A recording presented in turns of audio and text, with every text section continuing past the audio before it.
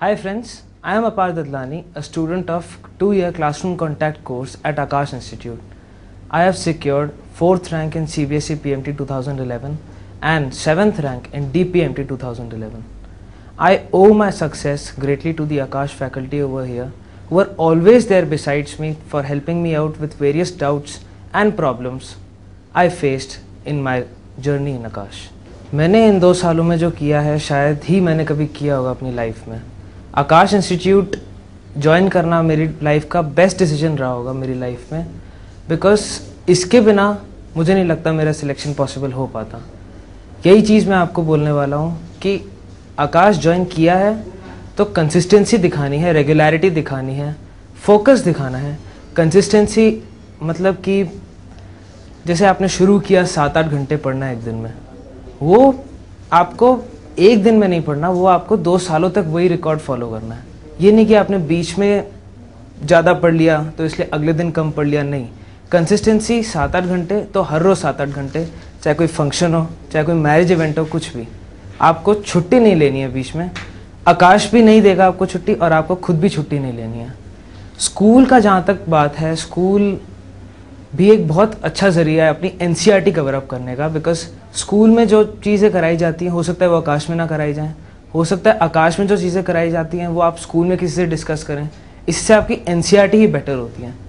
और एक बात, इस साल जितने भी पेपर्स आए थे उसमें 90% कवरेज NCERT का था, चाहे वो एम्स हो, DPMT हो, स्टेट PMT हो, CBSE PMT हो, कोई भी एग्ज़ाम हो।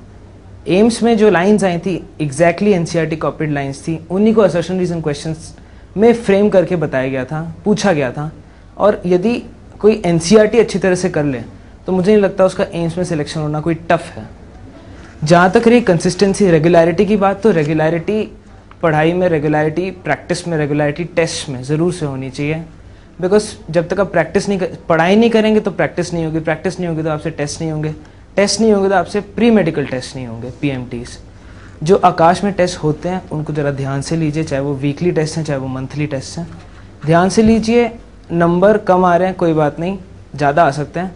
रैंक कम आ रही है कोई फ़र्क नहीं पड़ता, नंबर बेसिकली डिसाइड करते हैं। नंबर यदि आपके 500 से ऊपर आ रहे हैं 800 में से, तो you can think of achieving a selection in CBSE PMT in your upcoming exam. बीच में जैसे कोई चैप्टर पढ़ा, टॉपिक समझ में नहीं आया तो आप दोबारा टीचर के पास जाइए, कहिए मेरे पास डाउट्स हैं। अगर टीचर नहीं मानता तो ग्रुप में जाइए, एक फ्रेंड सर्कल बनाइए अपनी क्लास में जिसमें आप हर चीज़ें डिस्कस कर पाएँ। यदि पूरे फ्रेंड सर्कल को नहीं समझ में आ रहा है एक चीज़, आप टीचर के पास जाइए। Don't hesitate to clear your doubts, because यदि आपके doubts at that point clear नहीं होंगे तो पूरे 2 साल में क्लियर नहीं होंगे।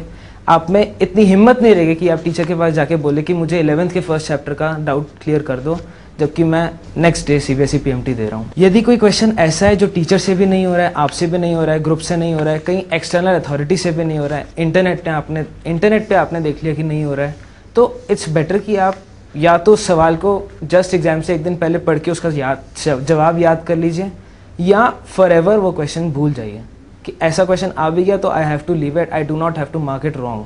बिकॉज ऐसा मेरे साथ हुआ है IP के पेपर में, मैंने ऐसे सवाल का गलत जवाब दिया है जबकि मुझे पता था कि मुझे सवाल नहीं करना है। इससे आपका सिलेक्शन पे इफेक्ट तो नहीं होगा लेकिन आपकी रैंक पे ज़रूर इफेक्ट होगा। कई बार आपको ऐसे ही बताया जाता है कि साइड वाले इंस्टीट्यूट में, जैसे आकाश के साइड में कोई भी इंस्टीट्यूट है, वो आपको बेटर पढ़ा रहा है, उसके नोट्स बेटर हैं, उसके नोट्स ज़्यादा इन्फॉर्मेटिव हैं, बट आपको खुद रियलाइज़ होना चाहिए कि क्या वो इन्फॉर्मेशन आपके लिए रिक्वायर्ड है। आपके टीचर्स आपको वही इन्फॉर्मेशन देंगे जिससे आपका सिलेक्शन हो पाए, because you are paying for that information to them. आप जितना पेमेंट कर रहे हैं उसके हिसाब से आपको सही इन्फॉर्मेशन मिल रही है, ऐसा आपको ध्यान में रख के अपने सारे क्वेश्चंस करने चाहिए।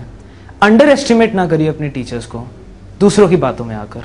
सिलेक्शन पॉइंट ऑफ व्यू से केमिस्ट्री हमेशा प्रॉब्लम देगी, ऐसा हमेशा हुआ है, आज तक होता आया है। केमिस्ट्री में प्रॉब्लम आती है बच्चों को, फिजिक्स में भी आती है, केमिस्ट्री में मुझे पर्सनली आई हुई है, मेरे फ्रेंड्स को आई हुई है। केमिस्ट्री के लिए मैं आपको एक बुक रेफ़र करता हूँ, GRB, P बहादुर और प्रदीप, ये दोनों बेस्ट बुक्स है केमिस्ट्री के लिए अभी मार्केट में, और मैंने इन दोनों से ही पढ़ के मतलब मेरा केमिस्ट्री काफ़ी अच्छा स्ट्रॉन्ग हो गया था। रैंक पॉइंट ऑफ व्यू से, एम्स में सिलेक्शन या रैंक पॉइंट ऑफ व्यू से, you must always solve the explorer thoroughly at least twice. 2 बार से कम में एक्सप्लोरर का कोई फ़ायदा नहीं है, एक बार 11th में, एक बार 12th में। अगर आप कर लेंगे एक्सप्लोरर तो आपको उसके सवाल क्या पूछ रहा है, कैसे जवाब देना है, कम टाइम में जवाब देना है, ये सब आपको आ जाएगा यदि आप एक्सप्लोरर ढंग से सॉल्व करते हैं। बिकॉज एक्सप्लोरर में कम से कम कंबाइन करके 10,000 से भी ज़्यादा सवाल हैं। अगर आप यही 10,000 बार बार करते रहें तो आपकी प्रैक्टिस जमी रहेगी, आपको टेस्ट में कोई प्रॉब्लम नहीं आएगी। और जहाँ तक कि मैंने कहा असर्शन रीजन टाइप क्वेश्चन में एनसीईआरटी बहुत बड़ा मेजर रोल प्ले करती है। अदरवाइज अगर आप वहाँ से असर्शन रीजन नहीं बना पा रहे हैं तो आपको जो आकाश एक्सप्लोरर में जो असर्शन रीजन है या जो टेस्ट में असर्शन रीजन आते हैं, आकाश की फैकल्टी के assertion reason most authentic assertion reason है than any other market in the book.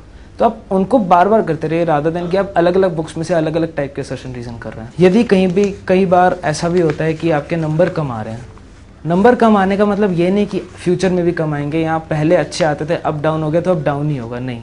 मेरे साथ खुद पर्सनली ऐसा हुआ है कि 11th के शुरुआत में I was good, but 11th के एंड में मेरे नंबर बहुत कम आते थे, नियरली 50-60%। 12th के बिगिनिंग में बढ़ना शुरू किया but still I was not at my peak, 70% 80%। 12th के एंड तक आते आते आई रियलाइज कि क्वेश्चन सॉल्व कैसे करना है, लोगों की गलतियां कहाँ होती हैं, मेरी गलतियां, मैं उन जगह पे अवॉइड कर सकता हूँ अपनी गलती जहाँ पे लोगों की गलती होती हैं। आपको दो चीज़ें देखनी होती, अपनी गलती ना करो और लोग जहाँ पे गलती कर रहे हैं उस पॉइंट को सुधारो। यदि आप ये 2 पॉइंट सुधार लेंगे तो मुझे नहीं लगता आपके 90% से कम मार्क्स आने चाहिए। बिकॉज क्वेश्चंस इस तरह से पूछे जाते हैं, 3 घंटों में 200 सवाल बहुत आराम से हो जाते हैं यदि आप कूल माइंड से जाएं उस एग्ज़ाम डे पर।